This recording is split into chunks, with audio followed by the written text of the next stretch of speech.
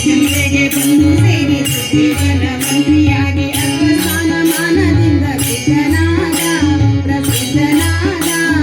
ರುದ್ರನೇ ಬಲಿಷ್ಠನೇ ಸಮಗ್ರ ವಿದ್ಯೆ ಓದಿ ಕಲಿತು ತಾಪಧಾರಿ ಸೂರ್ಯನಲ್ಲಿ ತಾಪಧಾರಿ ರುದ್ರಾಪಧಾರಿ ಸೂರ್ಯ ದೇವ ಎದುರು ನಿಂತು ವೇದ ಶಾಸ್ತ್ರವೆಲ್ಲ ಕಲಿತು ವ್ಯೋಮಹಾದಿಯಲ್ಲಿ ಭಾರಿ ಧೀರನಾದ ಗಂಭೀರನಾದ